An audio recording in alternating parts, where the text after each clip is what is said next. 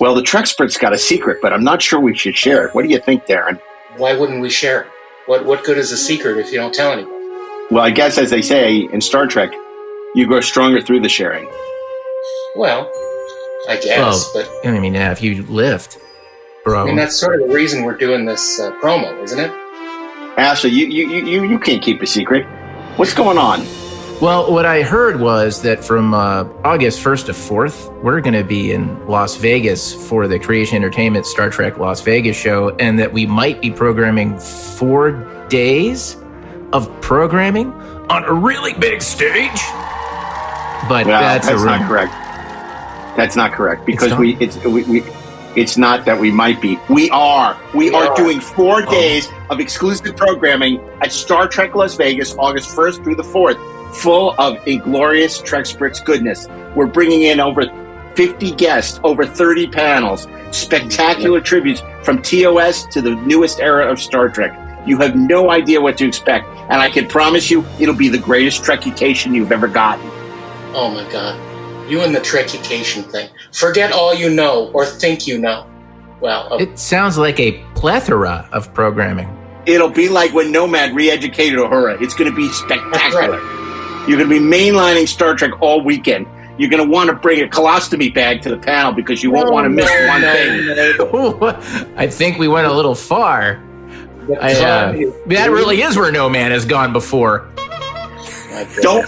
Don't, it's not too far. Wherever you are in the world, you could be in Burkina Faso. You're going to want to come to Star Trek Las Vegas to see the Treksperts stage as we join Creation Entertainment to bring you a spectacular tribute to Star Trek and maybe a few Trek-adjacent subjects as well. So don't miss the Treksperts at Star Trek Las Vegas, August 1st through the 4th. Go to creationent.com for more information. And while you're at it, join the Treksperts on the road as we make our way to San Jose, August 16th to the 18th at another great GalaxyCon. We'll be at Nightmare Weekend in Des Moines, September 27th through 29th, and back in Richmond, October 11th through the 13th. So join the Treksperts as they hit the road, Jack. You don't want to miss any of these fantastic, inglorious Treksperts events. Join us. Won't you? Please.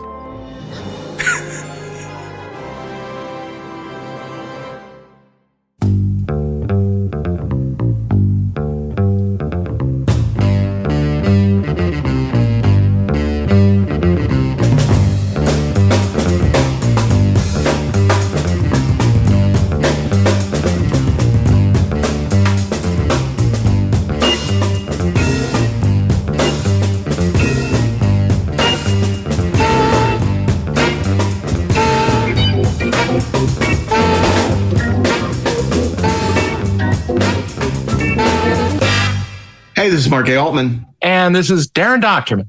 And I'm pretty sure I'm Ashley Miller. Oh, I'm pretty sure we are the Inglorious Treksperts.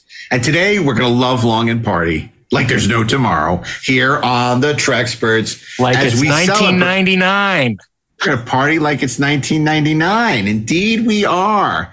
And what are we doing? I'll tell you what we're doing. We're celebrating the 25th anniversary of the release of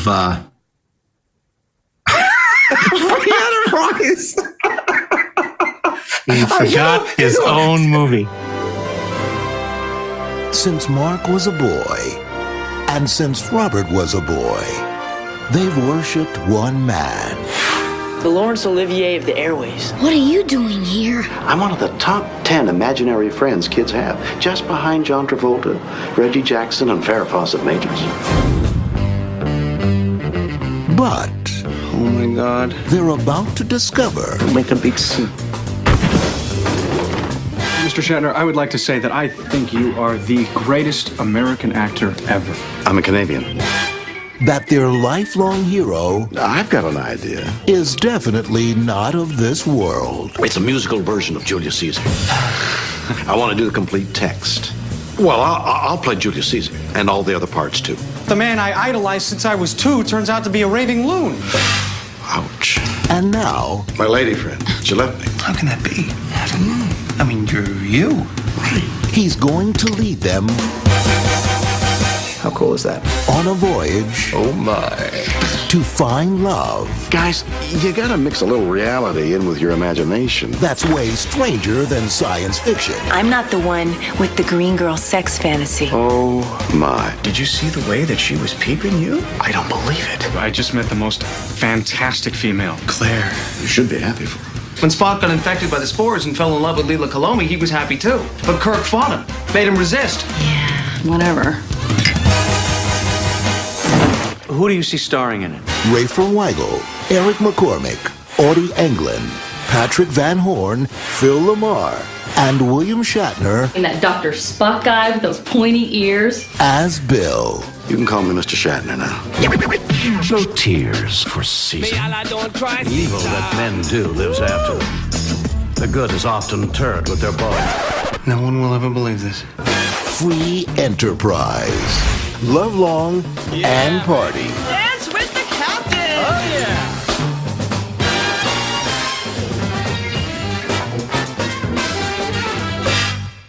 Okay, there is a giant, right above the computer. He got lost in his own museum. There's a giant one sheet of Free Enterprise signed by Shatner, and I can't remember the name of my own movie that's in front of me. That's sitting right in front. What the hell is going on? I think I'm losing my mind. Your memory is the second thing to go. Mind is a terrible thing to waste. So, anyway. Yes. What a terrible thing it is to lose one's mind. Last year at Comic-Con, we had this great panel where we talked about the 25th anniversary of, it was the 25th anniversary of the filming of Free Enterprise. It shows you how long it took us to get, it's a distribution. But it's a really great panel. Rafer Weigel was supposed to join us, but of course, since he was playing Rob, he flaked. But we had a great panel. It was Robert Burnett and us talking about the making of this wonderful movie that we made in 1998 and was released in 1999 about two Star Trek fans who meet their idol William Shatner and find out he's more screwed up than they are. And it is a beloved movie, and I'm glad that so many of you still remember it because, of course, we had a bunch of people recently at a convention asking us to sign posters and DVDs, and I wish I could say Blu-rays, but one does not exist. And not for lack of trying, because there are all these companies that want to put it out, but the people that own the rights have just been reluctant to do anything with it. And we hope that will change at some point because at this point, there are probably about at least 12 or 13 of you who remember this movie. I was so glad because people who got Shatner to sign at the convention world say he's always so happy to sign Free Enterprise stuff, right? Which is great. It's funny. There are not a lot of Free Enterprise stories at this point that I haven't told that I can tell publicly. But I remembered something. I remembered something that I hadn't thought about in a long time. I was on the plane to GalaxyCon Columbus, was reading this wonderful new book called Opposable Thumbs. It's a history of Siskel and Ebert. And it's a great book about, how they changed film criticism. And I remember the one thing I wanted more than anything was for this show to be reviewed by Siskel and Ebert. And I remember the publicist for the show, and this is true, I don't think I've ever told the story, said, well, they're not going to review it because they hate Rafer Weigel's dad. And from Chicago. And he was a sportscaster in Chicago. And apparently Roger and Gene, and I think Rayford even babysat for, I think, Gene's kids or something. Yeah. But for whatever reason, they had a problem with Rafer Weigel's dad. And so they didn't review it because, we got to remember this was, getting not a sizable theatrical release, but it was being released in New York, Chicago, and Los Angeles. So it was definitely the kind of thing they would review. And I guess Roger really hated him. And so they didn't. And it breaks my heart that movie was never reviewed by Siskel. Because you heard, like, when Brandon talks about First Contact and Generations and how much it meant to him to have, even though they didn't like Generations, to have it reviewed on Siskel and Ebert. For people of our generation, that was like as good as it gets. Yep. And I figured no matter what happens with this movie, and we got some great reviews in the New York Times, the LA Times, and all that was great. But what I really wanted was Siskel and Ebert to review it. And it didn't happen. And that just, and I hadn't thought about that literally in 30 years until I was reading this book. And it suddenly came back to me and I'm like, God, I remember I was so and I know Rob was too. We were both so disappointed that Siskel and Ebert I remember them telling us, yeah, they're not going to do it. They just, they don't like Rafer's dad and they don't want to have it on the show because Rafer's in it. And it's like, so you're saying if we'd cast anybody else as Robert, they would have reviewed it? Yeah, I think so. So that was one of the disappointments. Well, and now look where they are. Even more so than when we passed on New Line's offer to release the movie, which in retrospect was a huge mistake. But anyway, that's a much longer and boring and inside baseball story, which I'm not going to bore you with. But I'm so proud of this movie. Even today, of all the things I've done in my career, this is still the most satisfying. Darren, us having the chance to work together and you doing every reading of that script and then immortalizing your Shatner impression on film was remarkable. Well, that is inside baseball, which is one of the sports that Tim Weigel covered on ABC in Chicago. So just rub it in. But no, it was a great time, and it spoke to a generation, ours. Yeah, absolutely, and it's special. And I hear this a lot, and I think it's true. They say it showed fans, or a certain kind of fans, the way we really are, as opposed to the way that the media often paints them. Yeah. Like Shatner's to, get a life skit. And, although a lot of those fans exist, This was a different kind of portrayal of fandom. I'm very proud of that. You'd be amazed at the amount of people who come up and say, that was me. That was me and my friends. So it was a sort of a universal fan experience for a lot of people. Well, to that point, I don't know that there are a lot of listeners to this podcast who would be amazed at hearing how many people had that reaction. Because I think many of the people who listen to this podcast had that reaction. I know, I personally had that reaction to the film. So many of my friends had that reaction to the film. I had people, when I first came out to LA and people heard that I knew you, Mark, they were like, oh my God, can you get Mark Altman to sign my copy of Free Enterprise? I'm like, maybe, but I hear he's kind of an asshole. Yeah. So, all true. But I'm so grateful for what this movie brought to my life. A lot of great, deep friendships. Obviously, my friendship with Bill Shatner, my marriage, I met my wife because of the film many years later.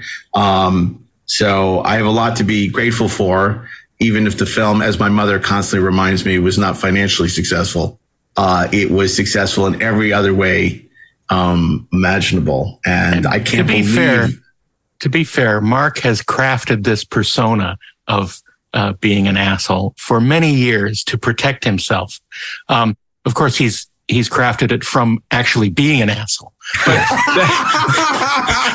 that's beside the point. It's layers within layers. It's like those Babishka dolls. It's just you pull off one layer of asshole, wheels there's an asshole wheels. under that. Just assholes all the way down, Dr. Hawking. Oh my gosh. Yeah, well. Anyway. But it was a great experience, and it in some ways it didn't matter that it didn't make a lot of money. It made some, and people went to see it, and people discovered it later. And it's really nice to see people's reactions and their appreciation for it years later. Yeah, and I think my memories are also colored by that awful Free Enterprise 2 experience, which we chronicled in a earlier season of this podcast. And if you're interested in the sad, tragic story, Rob and I and Darren talk about that on the TREKSPERTS. I think it was in our second season. Or it was an episode of Best Movies Never Made that was a promotion with Inglorious Trexperts. But that was interesting, as it had the virtue of never having been tried. But we hope you'll enjoy this panel from San Diego Comic-Con, and we'll be back with a few closing thoughts after some brief commercial messages.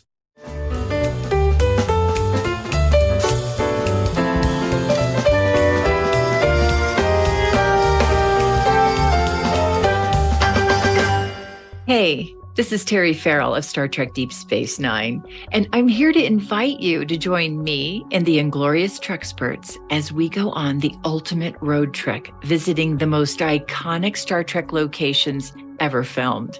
We'll share fun facts about scenes that were filmed there, their incredible Hollywood histories.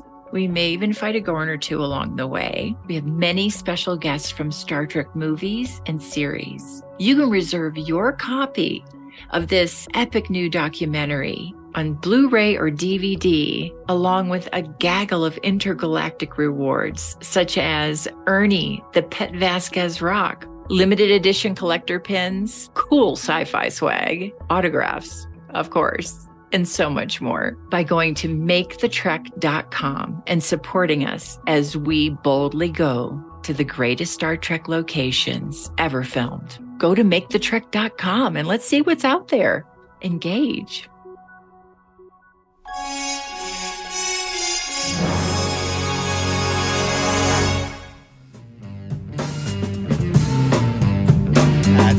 Well, welcome to Inglorious Treksperts Live.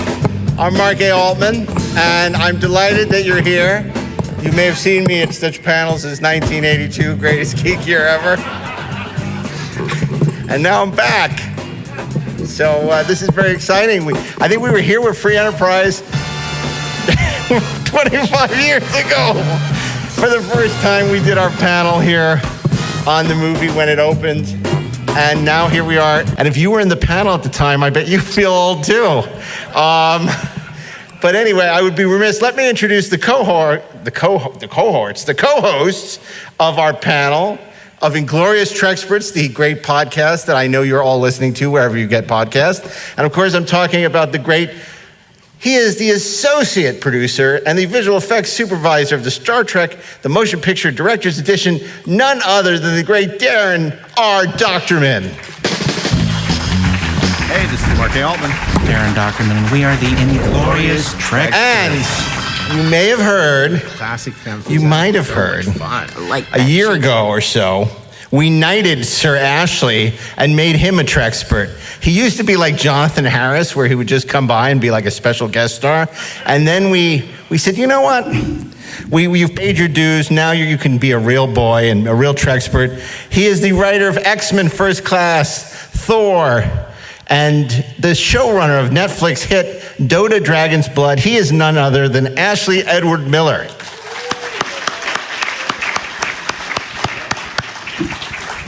And to prove, I it's like a Gene Rayburn mic. Look at it, the little mic, right? But I want to carry it like that's better. I didn't like leaning over the mic. I'm going to just hold it like this.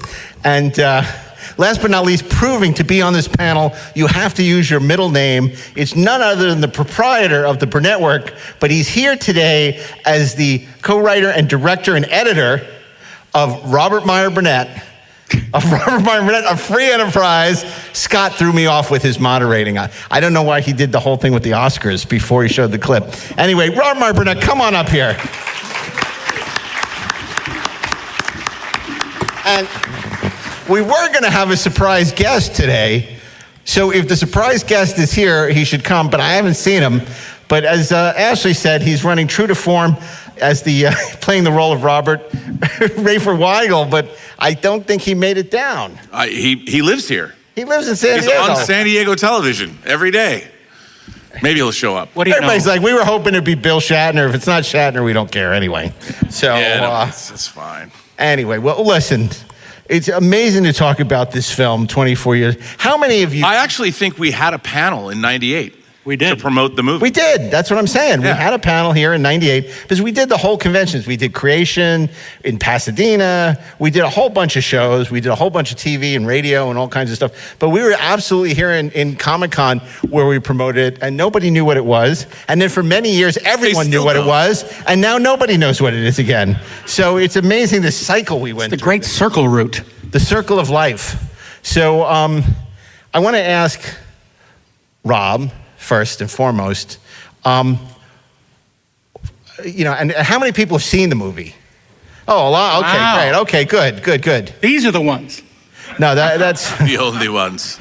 And a lot of you who haven't seen it are probably saying, "How can I see it?" And the answer is very simple: you can't. We are one of those films that, where they have the person who financed it owns the rights and at present has not done anything with them. Hopefully that'll change at some point, maybe for the 25th anniversary. But right now, other than getting a used DVD, it's very hard to see this film, which increases the aura around it. It just makes it that much more special for those people who Not the bank saw it. Anyway, Rob, tell us a little bit about this. Is a bizarre thing. Bunch of fans, they get William Shatner, they make a movie, they cast Eric McCormack in it, who then becomes huge in Will and Grace. The film becomes a beloved staple of Star Trek fans the world over, and then vanishes into obscurity. Tell us a little bit about this whole journey for you. Well, what's interesting is you got to go back to you and I meeting. And I think what's really interesting is you and I have sort of been, I would like to say, we were a little too early with all of our fandom. And I wanted to meet you because I read your articles on Cinefantastique that were essential reading. You wrote these exhaustively researched, and you do 100-page, it was like a book every year on the making of Star Trek: The Next Generation. And then I saw a cover of a magazine called Sci-Fi Universe that had a very clever cover with Riker it was from Parallels. And I was like, this is hilarious. And I was working at Full Moon, and I opened up the magazine, and it was Mark Altman.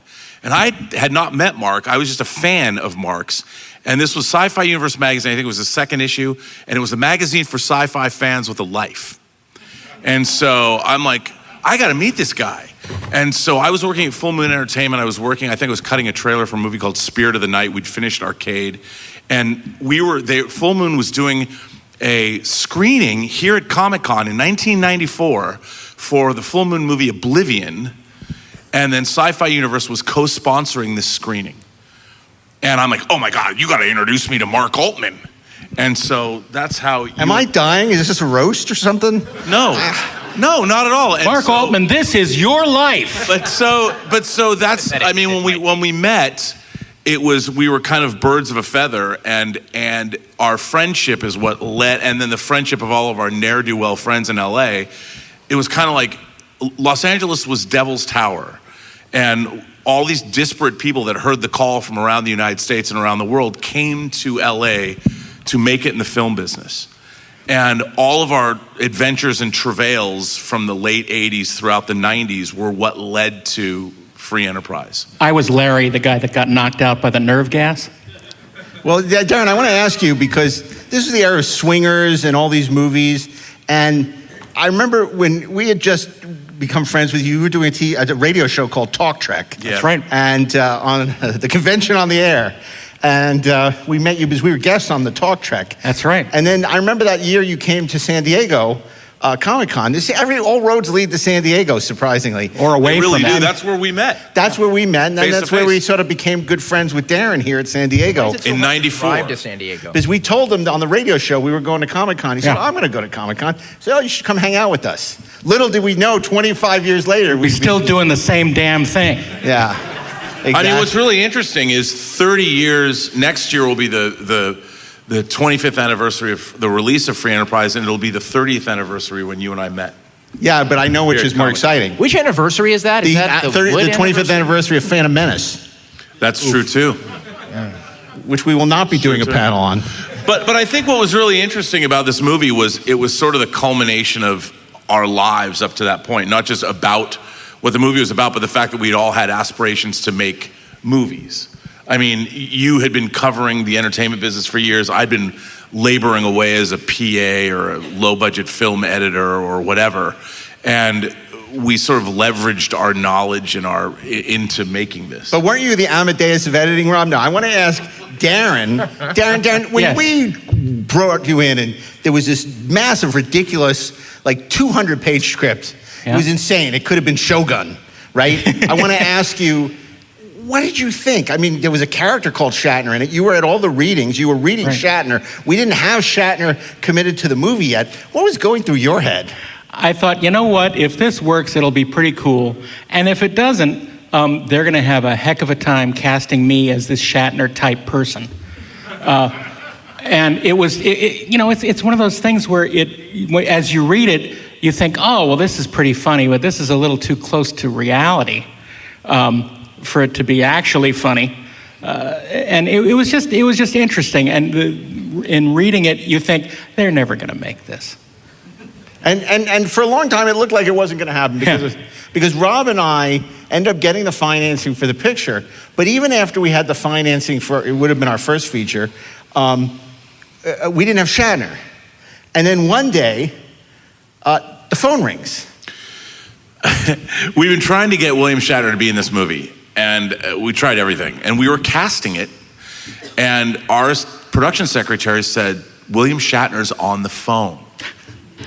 And we thought it was Darren. And I thought it was Darren. I didn't know. And Mark, I go, dude, come in the room. And so there's William Shatner. He comes on the phone, and we're like, Mr. Shatner. And of course he says, no, call me Bill. And we're like, okay. And he says, look, guys, I understand the travails of independent financing. You want to make a movie, and you have a very funny script here, but I'm not going to do this movie. I'm not going to make this movie. You've written a part where I'm essentially God. And he's like, I'm a messed up guy. I have problems. I've got daughters. I've got ex-wives. I got all kinds of problems. And I can't be this character. I'd be laughed out of Hollywood. Guys, you got to mix a little reality in with your imagination to achieve happiness in your life. And you've got to overcome your programming, which in your case is a 30-year-old television show. I mean, come on. And we're sitting there. Yeah, for that. He goes, and he didn't say I'm a messed up guy, I'm a screwed up guy. He used another word, which we're not supposed to use here at Comic-Con. It says, please members of your audience may be under 18 years old. That's what he said. So he says this to us, and we're like, and he says, so I understand it's really hard to raise money for a movie, but I'm not doing your film. I'm like, what? Is there any, before he hangs up, is there anything we can do to convince you to do the film? And he goes, no, there's nothing. And then he stops, the Shatner pause. And he goes, well, maybe, go ahead. Well, if you were to, I'm not saying I would do it, but if you can write it so that I'm screwed up, knock me down, make me not a deity, just cut me down and make me a normal human being. And I'm not saying I'm going to do it. But I will read the rewrite. So that week, in about 5 days, we rewrote the script and we sent it to Bill. Oh, and this was the best part at the end. Right. We're like spitballing stuff. Like, oh, what would your problems be, Bill? And he goes, girls. Yeah. And then we're like, no kidding. And we're like going back and forth and, talking about all this stuff. And after about 20 minutes, he says, okay, that sounds great. We'll get you the rewrite. Thank you so much, Bill. He goes, now you can call me Mr. Shatner. So we're like, okay. Like Snake Plissken. What was really interesting, though, is that we'd written a script that was basically a riff on Woody Allen's Play It Again, Sam, where this fictional version of Shatner showed up and gave us wise pearls of wisdom. And it was Shatner's idea to make him, the character of Bill, a real character with foibles and problems and heroes with feet of clay. And that was actually a genius idea. It was a great note. Yeah, it was a great note because it took what was essentially a wish fulfillment fantasy and it forced us to sort of change the script around and make it more resonant to our own lives and I think to the audience. It's always amazing when an actor has a good note, and this was a case where they did. But it was funny because one of the things that we realized right away, and this ties in with 1982, is, okay, so if it's not Played Against Sam, it's My Favorite Year. Because in My Favorite Year, Peter O'Toole played a character, Errol, like Errol Flynn, who's like, people worship, but in real life, he's a total mess. And that was what kind of Shatner wanted us to do with the character of Bill. But you got to remember, this is an era, and maybe Ashley, you can talk about what it was like. This is back when he was doing like bad Jeff Speakman movies. This is before The Big Giant Head. That's redundant. And this was great. And before Boston Legal, and before Priceline, and the Ben Folds record. Yeah, I mean, he was not hip at the time. Yeah, no. The coolest thing that Shatner had done up to that point, admittedly, was extremely cool. I mean, he was Captain Kirk. But I don't know if you guys know that or not. There was a show called Star Trek. And there were a couple of movies. There were a few sequels. It's dead now. But no. It truly was last night, let me tell you. Oh, wait, what? What? Sorry. But I will say that that in the 90s, being a member of the audience, like the intended audience for this movie, seeing it and seeing Shatner, it was kind of everything that I wanted out of it, in the sense that, wow, yeah, what a great idea to show Shatner as this, guy that I can't say the word, and really just not Captain Kirk in any way. I thought it was a flash of brilliance on your part, but as it turns out, it was a flash of brilliance on the Shat's part. No, we Can we call him the Shat? Should we call it something different? No. Well, vestiges of that version exist in the movie. Because the first 10 minutes when they're kids and they see him popping up as a fictional apparition giving them advice was what the whole movie was. Right. Yeah. And, ultimately, it's like Bogart and Play It Against Sam, where they would learn, Captain Kirk would give them life lessons. Getting his butt kicked. But instead it becomes this other thing where instead of him fixing their lives, they're fixing his life. Right. Yeah, and we were lucky in that you had Kevin Smith and you had Swinger. Kevin Smith had made, obviously, Clerks, and he'd made Chasing Amy and having Swingers come out. So there was something we could point to and say, well, we want to do the sci-fi version of that, or the geek, nerd, imagination connoisseur version of this. And so it was something that it was a genre already. Yeah. So we were adding something into that genre, which I think made it, if those movies hadn't come before us, it would have been harder to get the movie made. No, absolutely. And then, of course, people always ask the questions, like people ask Nick Meyer, was that Khan's real chest? They always ask us, well, what was Shatner really like when you were filming the movie? And the answer, much to our delight, is he was great. He was so excited and he'd never done like an independent film before. He really hadn't done a lot of comedy. So he was just terrific. And we had so many obstacles in our way. El Nino, all these location swaps, rewrites that were going on constantly. And he could not have been better and more fun and more supportive. I mean, we'd be shooting 3, 4, 5 in the morning, night shoots, and he'd be the one with the most energy. I mean, it's incredible. And in fact, we should let's take a look at one of our clips. This is a clip from the movie, and I believe that this is a scene from the movie. Let's see. I don't know, is it the long one or the short one? I don't know. We're about to find out. I don't remember. Let's see. It's in Mark's office. This is the one that says, this is a scene in Mark's office where Bill drops by to talk to Mark for advice. For your information, I didn't beam in. I parachuted. You heard that, did you? What, were you skulking around the corner? I wasn't skulking. I was hiding. I didn't want him to see me. Quite frankly, I'm a little embarrassed. That was a private conversation. Hey, you invited me, remember? Your friend Robert seems to have found himself a perfect woman. You should be happy for him. Oh, really? You're one to talk. In this side of paradise, when Spock got infected by the spores and fell in love with Leela Kalomi, he was happy too. But Kirk fought him, made him resist, turned him back into a cold, logical, unemotional bore because Kirk couldn't deal with losing his ship. Or at least having Nimoy score a better piece of ass than him. I mean, you could have left him alone to go on farming and fucking on Omicron Ceti 3, but you didn't, did you? What's Omicron Ceti 3? Never mind. Can I sit down? Knock yourself. I wish you'd stop treating me like some space-age John F. Kennedy Lothario. You may not believe this, but I'm just getting over a terrible breakup with a long-time lady love. Some woman had the audacity to leave you? I can't believe that. Doesn't she understand who you are? I mean, the captain doesn't lose a woman unless she gets run over by a truck. Yeah, that's City on the Edge of Forever. No, I mean, I really love this girl, and she left me. How can that be? I don't know. I mean, you're you. Right. You're a living legend. Thanks, Rob. Mark. Let's stop talking about my lover. Now, I've been giving this a great deal of thought, and I think I should write the music as well. That's great, Bill. Hey, maybe you're better off without this woman. Now you're free to concentrate on the work.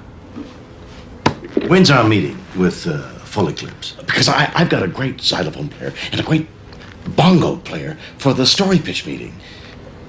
And they're great, man. And I am ready, and I am raring to go. I've got the perfect toga. No one will ever believe this. Toga. No, I like it. It could. Back then, this seemed outrageous and crazy. But last year at Comic-Con, we watched him perform I Wish I Was a Tree. Yeah. Simply look, I've seen a lot of crazy, weird crap at this con, okay, over the last quarter of a century. And Shatner reading that poem was easily number 3. Yeah.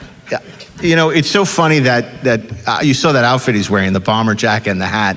And what's really remarkable about that outfit was when we were promoting the film or selling the film, we went to Cannes with Bill, to the Cannes Film Festival, and he gave that outfit to Planet Hollywood Cannes. So we're standing at Planet Hollywood Cannes, and he gives this really remarkable speech. He goes, yeah, I got this jacket, this bomber jacket. I went to a thrift store, and I found out that it belonged to the great World War I flying ace, Eddie Rickenbacker, and I wore it in the movie, and now I'm returning it to the beaches of France from whence it came. And he comes off the stage after giving this magnificent speech, and we're like, my God, we had no idea. That's an incredible story. He goes, I made it up.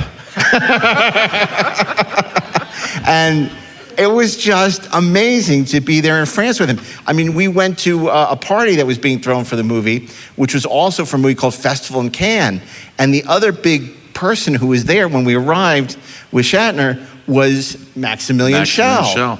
Dr. Hans Reinhardt from The Black Hole. And and of course they'd worked together on Judgment in Nuremberg 40 years earlier, but we were like, oh my God, it's Dr. Hans Reinhardt and Captain Kirk meeting for the first time. This is incredible, right? I mean, Rob, that was wild, wasn't it? It's actually in the movie. So Henry Jaglom, not one of my favorite filmmakers, made this movie called Festival in Cannes and was actually filming for the movie to get this real life stuff. And their meeting, you can see, I think you and I are actually, yeah. You can see us in the background too, but Shatner meeting Maximilian Schell is actually in the film. So Free Enterprise, I mean, canonically, Festival in Cannes would be a part of Free Enterprise. So you could say... Was that before or after you jumped into the pool? That was tell us that story, Rob Burnett. So we're at Cannes. Rob's not going to tell the story. Okay. We're at Cannes at the Empire Magazine. We're up in the hills above Cannes at this very posh party. And there was a gigantic swimming pool, and there was like statues all around the swimming pool. It was a very pretentious, stuck-up party, and I was drunk. So we were going to have our market screening of the movie. So I got up and made a speech on the diving board and said, what I do now, I do to promote my film, Mark's film, William Shatner's movie, Free Enterprise, come see it at the market. And I took a running leap off the diving board and dove into the pool. And it was empty. Fully dressed, and it was empty. But some people did jump in and join me.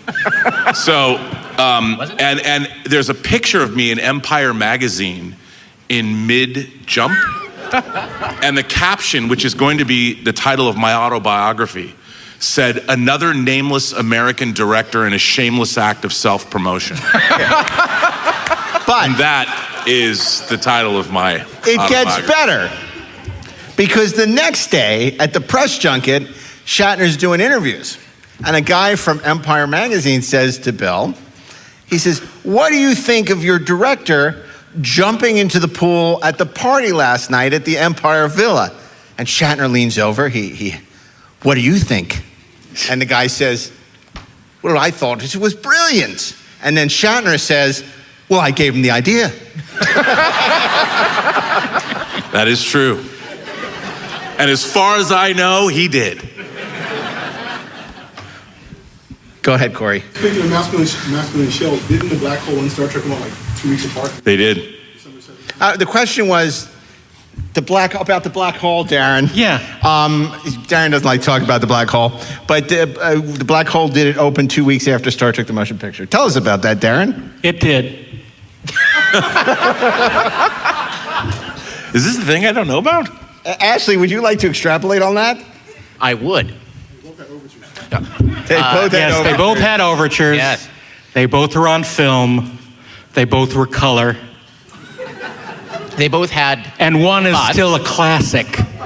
For those of you who don't know, who don't listen to the Inglorious Treksperts podcast, we've been threatening to do a very special episode on the black hole for many years, which Darren has objected to. I hate the black hole. Vociferously. We even tried it, and for some reason we wound up talking about anything but the black hole. It was and it remained the title of the episode. Anything but the black hole. Yeah. In fact, this is how bad it's gotten. I said, I don't care what Darren thinks. I called up Robert Forster when he was alive, and I said, would you come on the show to talk about the black hole? He'll have to go along with it if we have the star of Jackie Brown. I would have. And the black hole. He says, yes, I'd like to do it, but I can't do it right now. And 3 weeks later, he died. I know. So, and I had nothing to do with it, really. But I swear, we will one day bring you a black hole episode. But Robert Forster won't be in it. That we know. Yeah. And unfortunately, then somebody else said, oh, can you get Gary Nelson? And the director. And I started checking into that, and then he died. This is like, you know what? It's the black hole curse. Cast, and Mark Altman is trying to find you. It's the harbinger of death. That's not entirely untrue. Because that happened to me on the 50-year mission when I was doing the books. And every time we would try and find somebody, either they would die right before we got to them or right after we interviewed them. So the shadow of death haunts you. Darren, what was it like when the film did come together? Because you were there that 3-day weekend, night shoots, of the party at the end of the movie where Shatner raps. The party that was going to be on the beach, but couldn't because of weather. And we wound up on one of the stages at the A&M Records at the time, which used to be the Charlie Chaplin studio.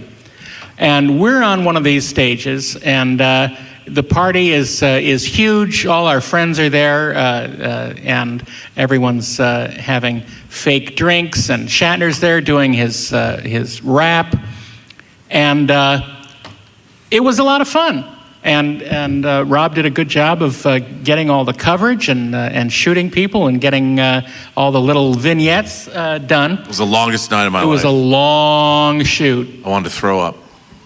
And I was told that he wanted me to do a little blurb, a little vignette.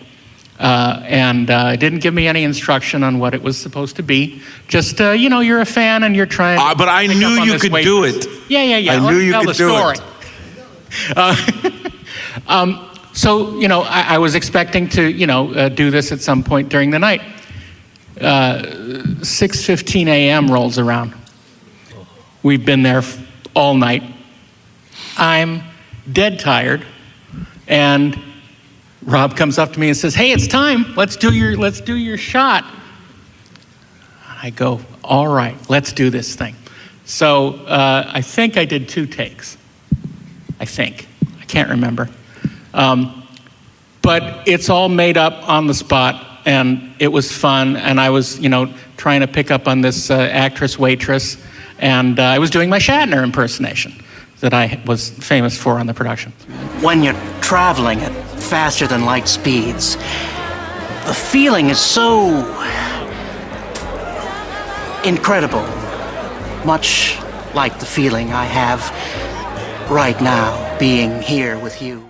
And so I go and I watch the DVD when it's out, and Rob's doing a commentary on it. And when this scene comes up, I figure, he's going to talk about his dear friend Darren. Instead, he's talking about the damn waitress actress.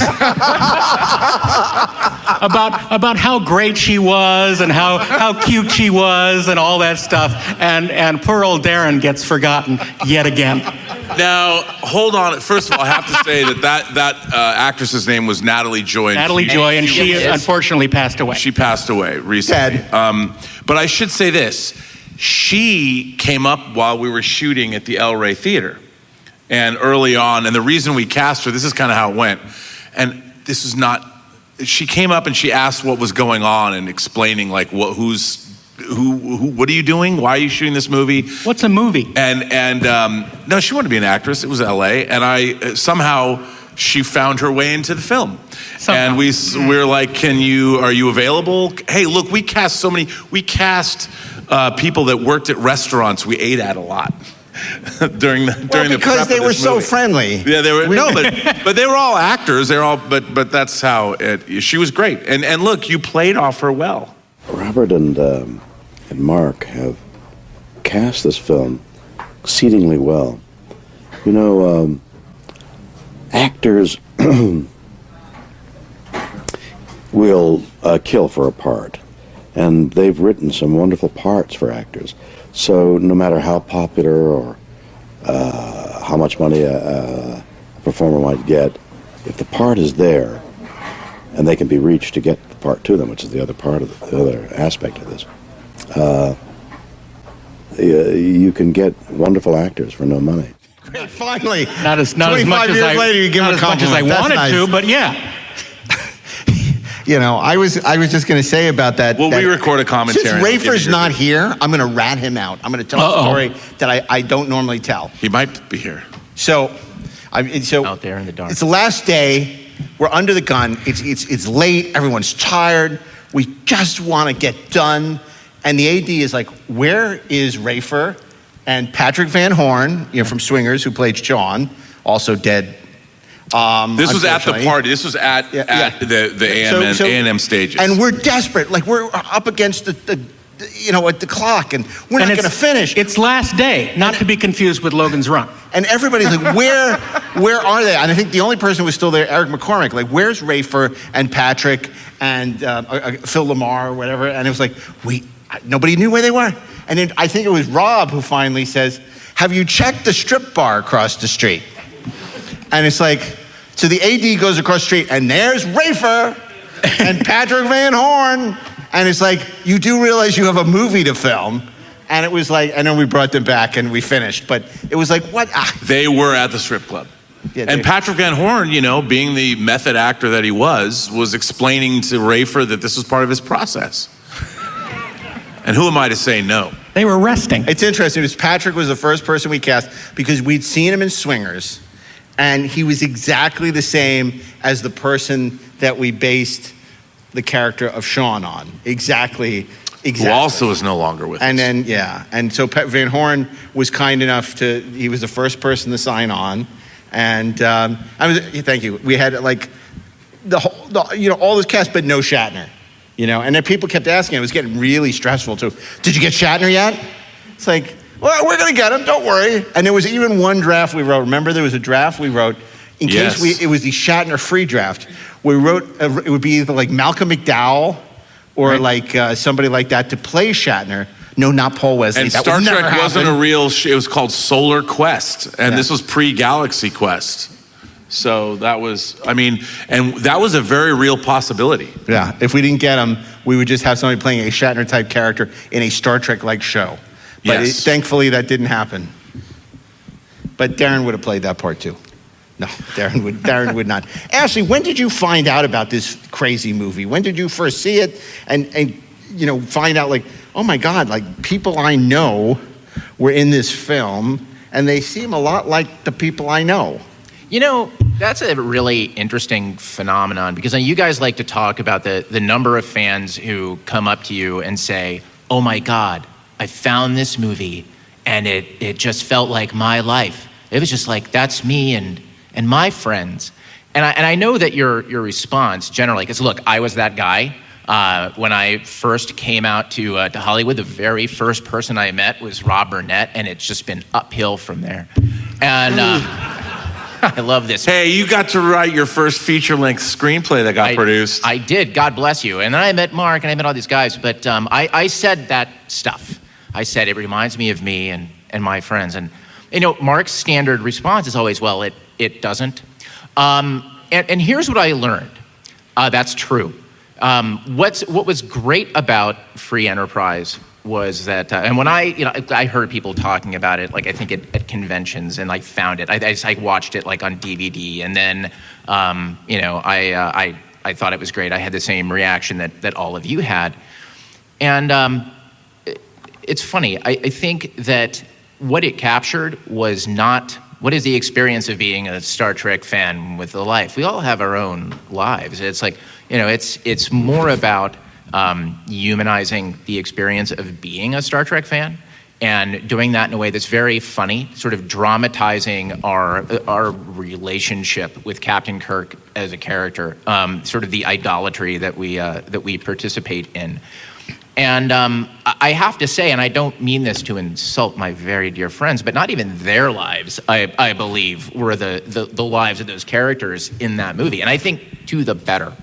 But it's interesting to sort of see the fan reaction to that and kind of why we resonate to it. One of the things that I like is that it doesn't make fun of the characters for being fans. That's right. It makes fun of them because they're goofballs. That's right. But that's why it's special. It's completely separate from being a geek. That's right. It celebrates the fact that we can love this material and say dumb crap and have, and have lives and kind of have things we want and screw up and, but also have our little triumphs.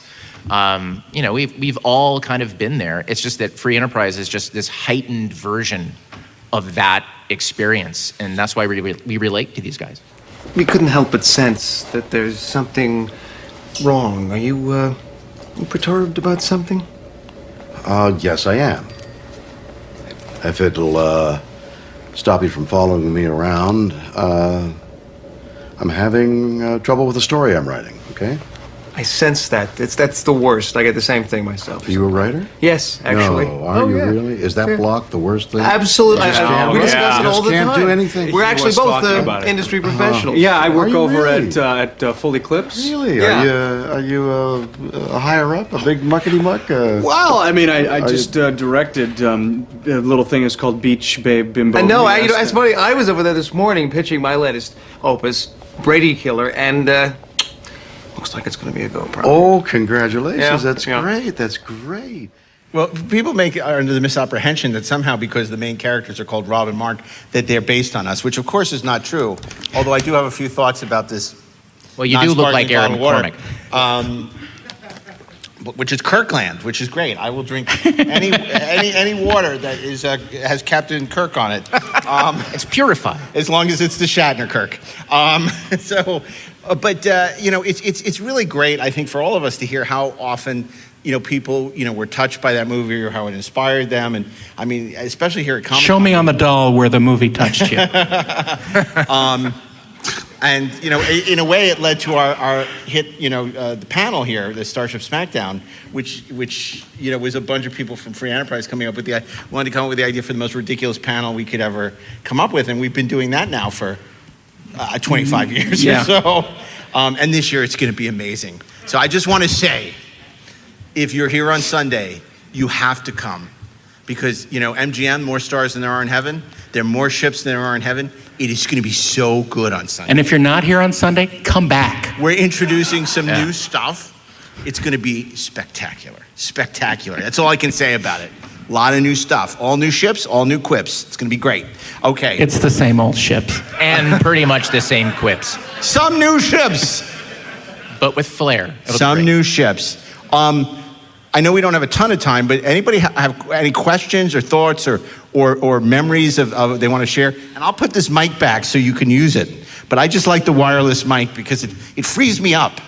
I like that. It's like free. It's a free going commando of microphones. So I'm gonna put the mic back where it belongs, right here, and then you can ask your Put the candle back. That also works as a universal translator. That's right. Or to remove heartbeats. When you are trying to find someone on board the ship.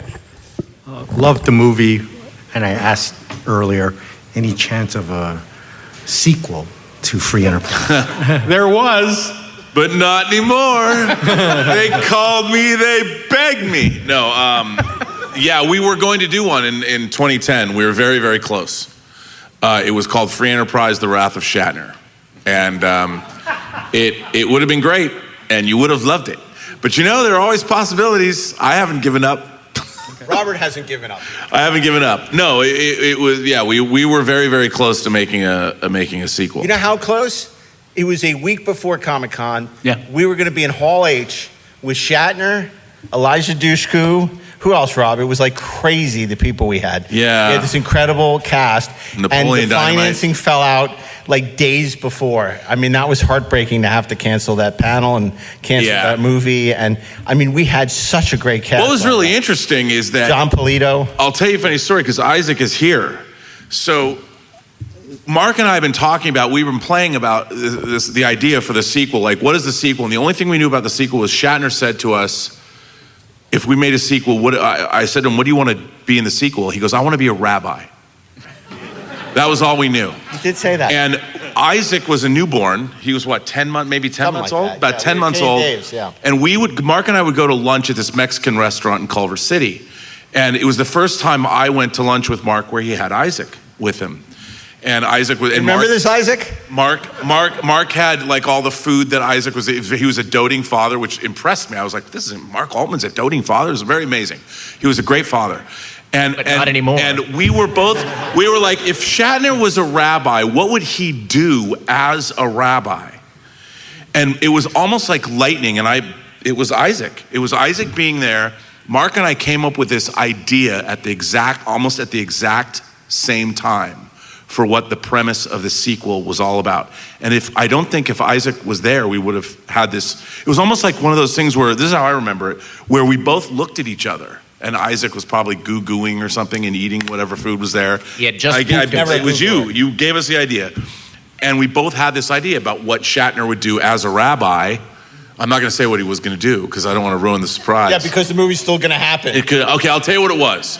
So if Shatner was going to be a rabbi and he's going to do a mitzvah for the world, that's what a rabbi is supposed to do. What would he? Alam. What would he do? Well, he would want to bring peace to the Middle East, solve the two-state solution. So, and if William Shatner did this, maybe it could happen.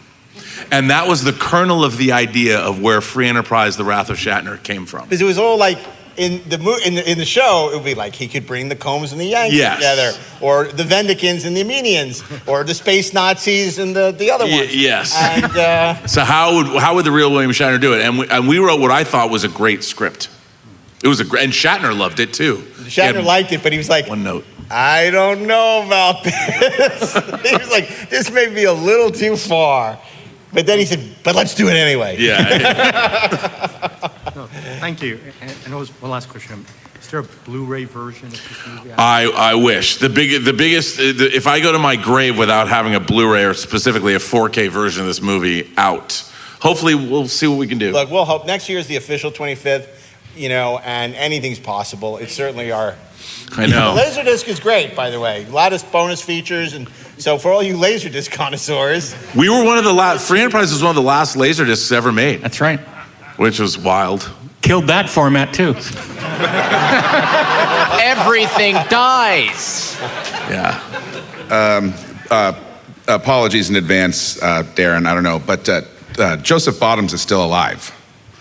He was Charlie Pizer in the Black Hole. Oh, yeah, that's right. Michael Vincent. Oh, now he's screwed. You just mentioned it. Charlie Pizer. We can talk about Damnation Alley and the Black Hole. Let's get him. Well, if you do get him, he did this movie called Crime and Passion with Omar Sharif that is absolutely fucking bonkers. So please get him and talk If we to him. do that, let's do it for Deck 78, our special subscription podcast. Anything is good there. Just not on Treksperts. Airwolf isn't good enough for your show? No. Come on. If you do it, I'll subscribe. Oh. You've thrown down the Bribery. Treksperts.com. Show us the money. Since you're under one, I'm curious about your body count. Has anyone else not made it out alive from associating with either of you or with any of you? Wow. Who else did we kill? That's the question. Well, Shatner's still here. Yeah, we all leave a swath of death wherever we go. So, well, I just want to say we've turned death into a fighting chance for life. It was fun. So I don't have a question. I just have a little bit of a serious story, actually. I saw the movie. This would have been about 2005 or 2006. It was showing, and I wandered into it here, at Comic-Con, and I was going through some pretty tough stuff in my life at that point. And I had seen a lot of movies that had spoken to what I wanted to be and what I aspired to be, but I had never seen a story that spoke that much to who I was and what my problems were. And it was one of them. It actually really inspired me to get off my ass and move forward with a lot of things. I just want to say not only thanks for the laughs, but thanks for making something that really had made a difference in my life at the time. Well, that means a lot. Thanks for telling us. Hope for you yet, Rob. Not a problem. Hope for me yet. Springs eternal. Thank you for that. That's we've heard that from a lot of people, and it always takes me by surprise, and it makes me very proud of what we did. That the movie could have that kind of impact. And I have to say, I think Rob and I have always said that the real message of the film is to boldly go places, get out of your parents' basement, right? And I remember we were in France for a Star Trek convention in France, and we're just like, this is the message of, and it was the last night, and they said the next night we're throwing this amazing party, and it's the final night of the convention. We can't wait for you to be there. And Rob's like, I'm going to walk the streets of Paris all night. I'm not even going to sleep. And we're like, where should he go? Where's this great dinner party going to be? And they said, Planet Hollywood, Paris. And we're like, what?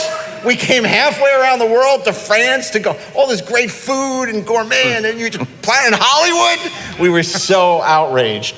Bennigan's was booked, dude. But that is part of what inspired you. So earlier, the Kickstarter that we're going to be doing, which is MakeTheTrek.com, which is all about us going to these legendary Star Trek locations with many stars and writers and producers on the shows and talking about everything from Vasquez Rocks to San Francisco, the Embarcadero to Bronson Caves, and sort of having the fun, Curb Your Enthusiasm, free enterprise-like banter, and at the same time, all this information about the episodes and the moments in these things. So that is something we hope you'll check out on Kickstarter. That's free enterprise too. That's free enterprise too. Set the Alpha 5. But yeah, so hopefully you'll check that out. Go ahead, please, because we only have a lot of time. Hey guys, I'm at Jewish Cartoon, your follower. And a couple things. Number one is, if you do the rabbi thing, there is a Shatner Street in Jerusalem, and you must film there. I'm not making this up. Cool? Well, it's interesting because the climax of the movie took place in Israel. So in a Jerusalem neighborhood. We even scouted tanks. Remember, Rob? We had it was going to be so good. It was. But yes, it was going to be good. I know it would have been good, but it would have been insane. It would have been good. It would have been fakakta. Okay. Thank you.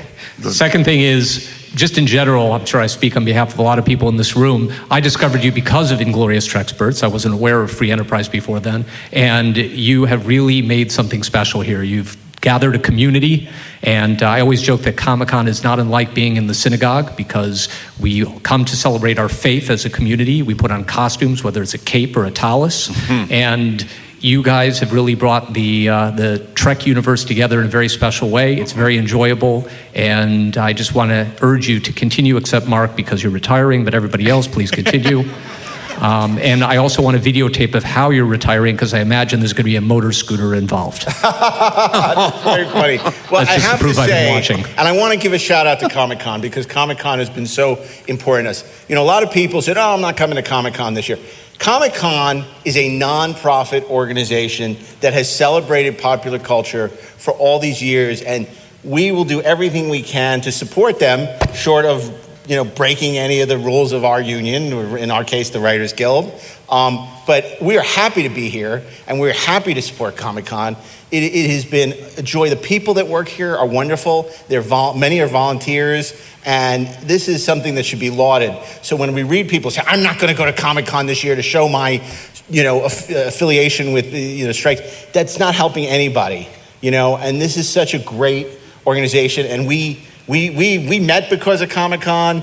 So many great things. We literally met at Comic-Con. Mm-hmm. And so, we're just very grateful, and I think it's important. They've had some rough years with the pandemic and everything, and I know that they've really suffered. But this is our Mecca. So, and we're grateful to everyone at Comic-Con who's just kept the thing going and makes it so special, and that another generation, the next generation, can continue to enjoy everything that they're doing here. We're out of time, but one last question. Oh, yes. I just wanted to know about the meet and greet, possibly. The meet? Oh, where you want to go? Oh. Are you buying? Let's go. If you're a member of the Post Geek Singularity, let's find the nearest bar. Yeah, I watch you all the time, so. Well, that sounds like I'm Rob. only drinking water only for the time being. So let's go. What That was the rattle of death. Wow. That means that. Okay, well, there you go. If you want to hang out with Rob, you heard it. He's happy. Thank you, everybody. Thank you so much for coming. And Inglorious Trexperts every week on wherever you listen to podcasts.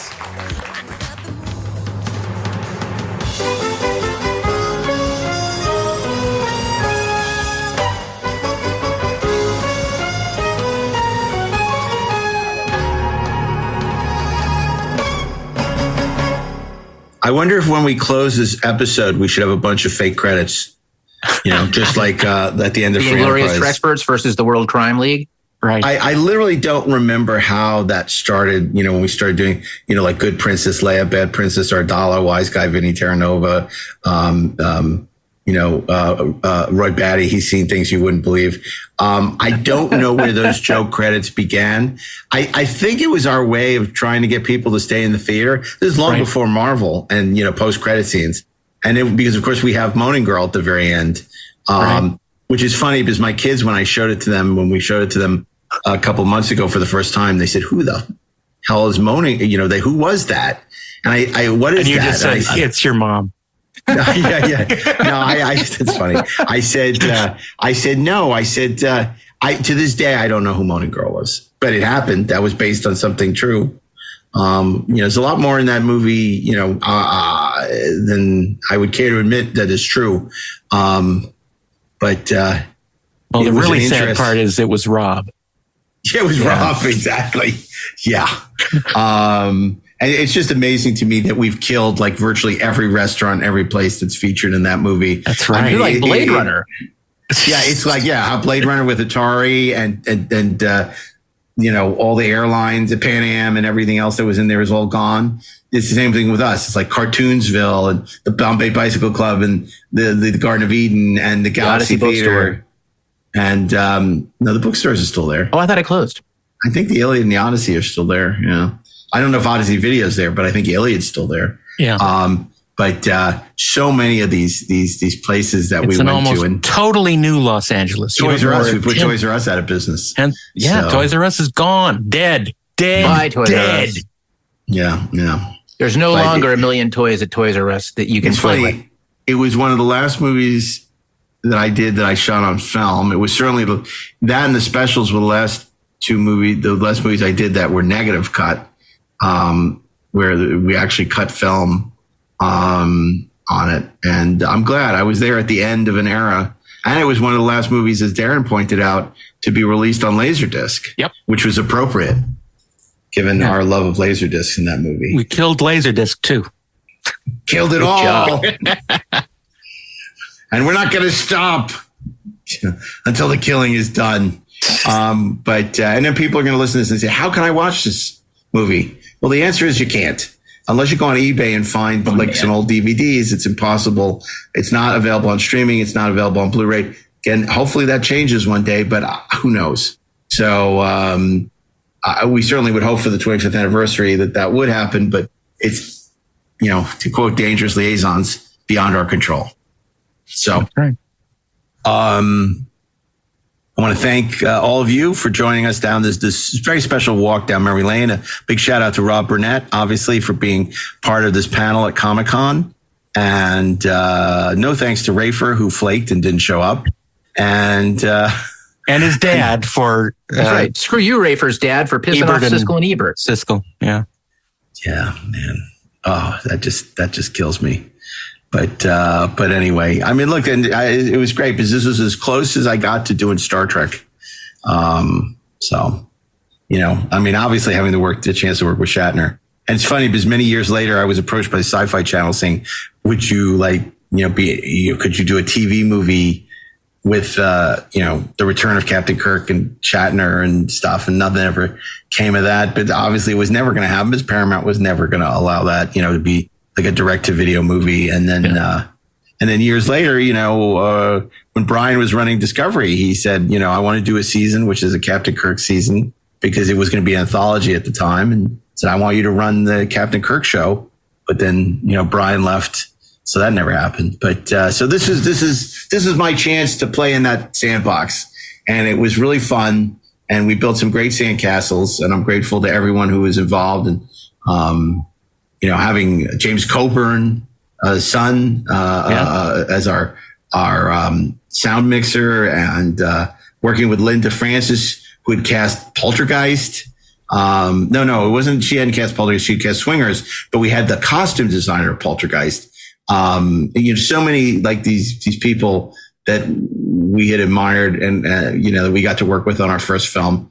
And we didn't know what we didn't know, but I think we managed with the few shekels we had to make something special.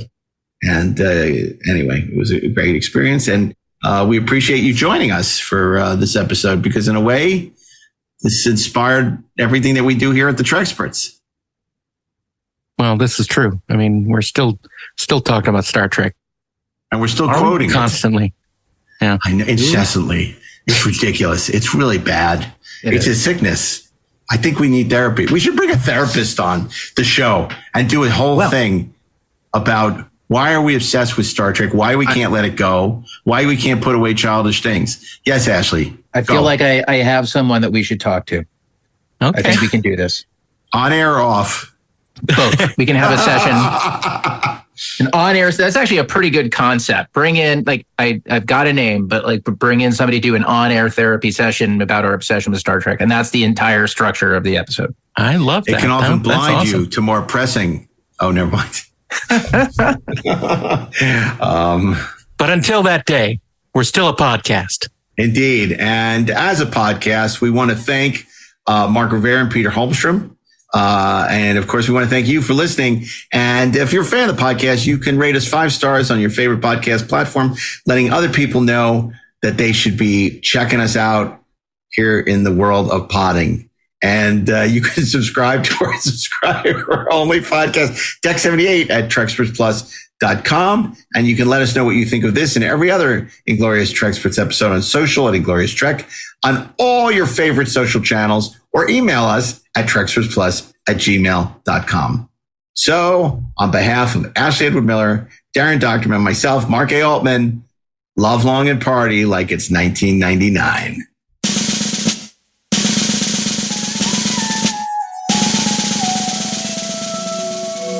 Friends, Romans, countrymen, lend me your ears. I come to bury Caesar, not to praise him. No tears, tears for Caesar. Evil that men do lives after them. The good is often interred with their bones, so let it be with Caesar. The noble Brutus hath told you Caesar was ambitious. If it were so, it was a grievous fault, and grievously hath Caesar answered it. Here under leave of Brutus and the rest, for Brutus is an honorable man, so are they all honorable men. Honorable men, honorable men. This was a man. This was a man. No tears for Caesar. Travel, style good. It's life so gentle.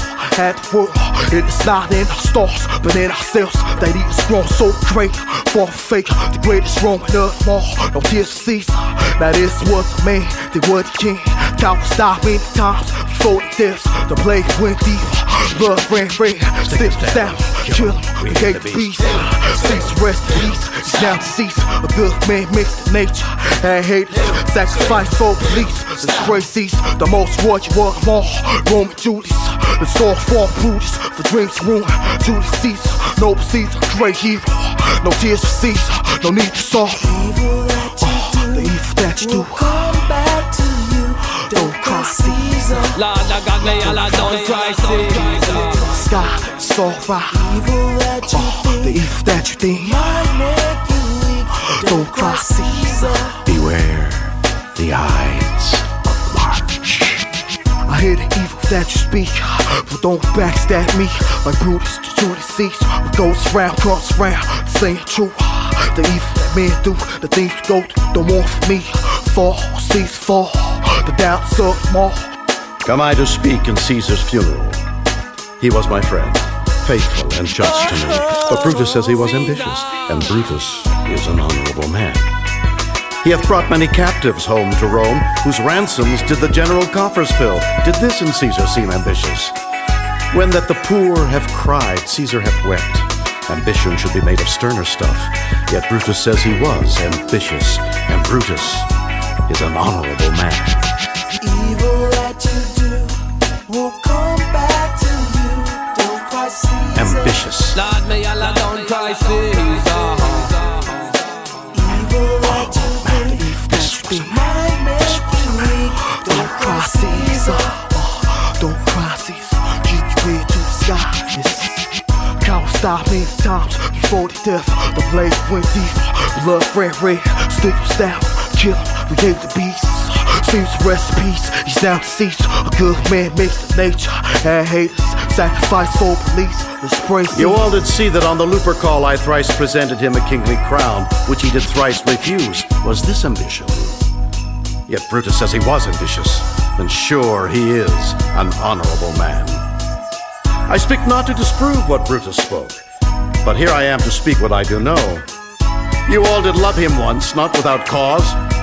What cause withholds you then to mourn for him? Oh, judgment, thou art fled to brutish beasts, and men have lost their reason. Bear with me. My heart is in the coffin there with Caesar, and I must pause till it come back to me. Then fall, Caesar. Then fall.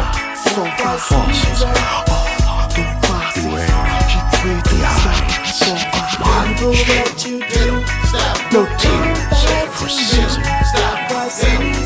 No tears for the man. Kill them. Cry havoc. Let's slip the dogs of war. War! War! War! War! Don't cry, Caesar. We're lost. Don't cry, Caesar. Caesar. Don't cry, Caesar. Don't cry, Caesar. Have you gone? Caesar. Don't cry, Caesar. Lost we are without you. Lord, may Allah don't cry, Caesar. Bounce him. Don't cry, Caesar. Wrap him. Stab him. Evil that you think don't Die. make you Blood. don't cry, Red.